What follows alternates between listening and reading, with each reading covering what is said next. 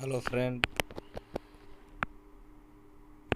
मैं class 10th का topic physics का चैप्टर 2 मानव नेत्र से संबंधित कुछ ऑब्जेक्टिव प्रश्न आप लोगों के बीच में शेयर कर रहा हूं, जिसे आप अध्ययन कीजिए दोस्तों। जो नेत्र पहला प्रश्न है, जो नेत्र निकट स्थित वस्तु को साफ नहीं देख सकता उस नेत्र में होता है। जो आँख निकट स्थित वस्तु को साफ नहीं देख सकता, निकट की ही वस्तु को नहीं देख सकता है, उस नेत्र में होता है, तो उसमें निकट दृष्टि दोष होगा दोस्तों। क्या होगा उत्तर? निकट दृष्टि दोष होगा। ध्यान रखिएगा, जहाँ ये पता चले कि निकट की वस्तु नहीं दिखाई दे रही है साफ साफ, तो उस नेत्र में निकट दृष्टि दोष होगा। आंसर आपका बी। नेक्स्ट क्वेश्चन देखिए, सेकंड क्वेश्चन। चंद्रमा पर खड़े अंतरिक्ष यात्री को आकाश प्रतीत होता है। चंद्रमा पर खड़े अंतरिक्ष यात्री को आकाश प्रतीत होता है। जब चंद्रमा पर कोई व्यक्ति खड़ा हो जाता है तो अंतरिक्ष यात्री को आकाश प्रतीत कैसा होगा? तो जब आप देखिएगा कोई इंग्लिश मूवी, तो उसमें भी आप ध्यान से देखिएगा, चंद्रमा पर जब भी खड़ा होगा तो अंतरिक्ष ब्लैक दिखाई देगा दोस्तों। कैसा दिखाई देगा? ब्लैक, काला दिखाई देगा।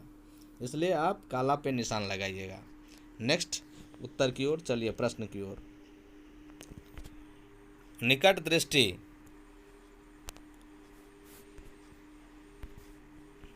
दृष्टि का निवारण किस लेंस से होता है? बड़ा अच्छा क्वेश्चन है। निकट दृष्टि दोष का निवारण किस लेंस से होता है? तो आप ध्यान रखिए कि निकट दृष्टि दोष, शॉर्ट साइटेडनेस बोलते हैं इसको, तो इस दोष के व्यक्ति को अवतल लेंस दिया जाता है। निकट दृष्टि दोष के व्यक्ति को अवतल लेंस दिया जाता है, और अवतल लेंस से ही चश्मे का प्रयोग किया जाता है उसके आँख को देखने के लिए। निकट की दृष्टि चूँकि दिखाई देती है उसको, इसलिए दूर की वस्तुओं को देखने के लिए अवतल लेंस का प्रयोग किया जाता है दोस्तों। अब नेक्स्ट क्वेश्चन की ओर हम चलते हैं। Question number 4। स्पेक्ट्रम में किस रंग की किरण का झुकाव अधिक होता है? तो स्पेक्ट्रम, प्रिज्म में स्पेक्ट्रम होता है, ये प्रिज्म है, और प्रिज्म से जब श्वेत किरण गुजारते हैं तो 7 रंग में विभक्त होती है। आप लोग पढ़े हैं फिजिक्स में, ये 7 रंगों में जो विभक्त हो जाती है तो सबसे झुकाव जो है किस रंग का होता है? तो यहीं से विबज्योर होता है, VIBGYOR, विबज्योर। तो आपका भी जो है बैंगनी, बैंगनी रंग का सबसे ज़्यादा झुकाव होता है स्पेक्ट्रम में, याद रखना है। अब नेक्स्ट क्वेश्चन की ओर चलते हैं। Question number 5। प्रकाश के किस रंग का तरंगदैर्घ्य सबसे अधिक होता है दोस्तों? प्रकाश के किस रंग का तरंगदैर्घ्य सबसे अधिक होता है? बहुत आसान है, ये लाल होता है, इसीलिए रेलगाड़ी में लाल रंग का सिग्नल दिखाया जाता है रुकने के लिए। ट्रेन बहुत दूर से आ रही है तो, या एरोप्लेन बहुत दूर से आ रही है, या किसी भी तरह का कोई यान या कोई गाड़ी बहुत दूर से आ रही है, तो रेड सिग्नल ही उसका इस्तेमाल किया जाता है देखने के लिए। ट्रैफिक में भी रोड पर रेड सिग्नल का प्रयोग किया जाता है। रेड सिग्नल का प्रभाव है कि वो दूर से ही आती हुई गाड़ी के ड्राइवर को दिखाई देगी, जिससे वो गाड़ी सतर्क हो जाता है दोस्तों। यानी कि सबसे ज़्यादा तरंगदैर्घ्य प्रकाश का जो होता है वो लाल रंग में होता है। चलिए अब नेक्स्ट क्वेश्चन 6 देखिए। मानव नेत्र जिस भाग पर किसी वस्तु का प्रतिबिंब है, मानव नेत्र जिस भाग पर किसी वस्तु का प्रतिबिंब है वह है कॉर्निया, परितारिका, पुतली या दृष्टिपटल। मानव नेत्र जिस भाग पर किसी वस्तु का प्रतिबिंब है, तो ये दृष्टिपटल पर होता है, वह है दृष्टिपटल। क्या दोस्तों? दृष्टिपटल है वो। ऑप्शन आपका डी आंसर होगा। अब चलते हैं नेक्स्ट क्वेश्चन। किसी वस्तु का प्रतिबिंब आँख के जिस भाग पर पड़ता है वह है, किसी वस्तु का प्रतिबिंब आँख के जिस भाग पर पड़ता है उसको हम, किसी वस्तु का प्रतिबिंब आँख के जिस भाग पर पड़ता है वह है पुतली। सॉरी, पुतली नहीं, रेटिना पर बनता है, पुतली नहीं, रेटिना पर बनता है दोस्तों। आँख के, ये आँख है ऐसा, और यहाँ आँख से दिखाई देने वाला यहाँ पर जो आपका लेंस है, तो ये रेटिना वाला पार्ट होता है। यहाँ पर वस्तु का प्रतिबिंब, कोई वस्तु है तो यह वस्तु का प्रतिबिंब बनता है दोस्तों। यहाँ पर कोई वस्तु है, अगर कोई आदमी है तो इसका प्रतिबिंब यहाँ पर बनेगा, रेटिना पर बनता है। यानी इसका उत्तर बी हो जाएगा, रेटिना। 7 नंबर प्रश्न का। अब नेक्स्ट क्वेश्चन की ओर चलते हैं। मानव नेत्र में किस प्रकार का लेंस पाया जाता है? तो मानव नेत्र आप देखते हैं, पहले देख लीजिए। ये मान लीजिए मानव नेत्र है, तो देखिए ये जो उठा हुआ रहता है, यानी उत्तल लेंस के जैसा इसका लेंस पाया जाता है हम लोगों के आँख में। ये तो बहुत आसान हो गया। अब क्वेश्चन नंबर 9 चलिए। स्पेक्ट्रम प्राप्त करने के लिए किसका उपयोग होता है? स्पेक्ट्रम प्राप्त करने के लिए कांच की सिल्ली का, अवतल दर्पण का, उत्तल लेंस का, प्रिज्म का। तो कांच की सिल्ली से दोस्तों स्पेक्ट्रम नहीं निकलेगा, 7 रंग निकलने का कोई चांसेस नहीं है। और दूसरा ऑप्शन चलते हैं, अवतल दर्पण तो होगा नहीं, उत्तल लेंस होगा नहीं, यानी कि आपका डी ऑप्शन जो है प्रिज्म, ये प्रिज्म से ही होता है। प्रिज्म से ही आपका प्रकाश की किरण जाती है और 7 रंगों में विभक्त हो जाती है। इसी को स्पेक्ट्रम कहा जाता है दोस्तों। अब नेक्स्ट क्वेश्चन की ओर चलते हैं। दृश्य प्रकाश में किस वर्ण का तरंग दैर्घ्य अधिकतम होता है? दृश्य प्रकाश, एक अवरक्त प्रकाश होता है, एक दृश्य प्रकाश होता है दोस्तों।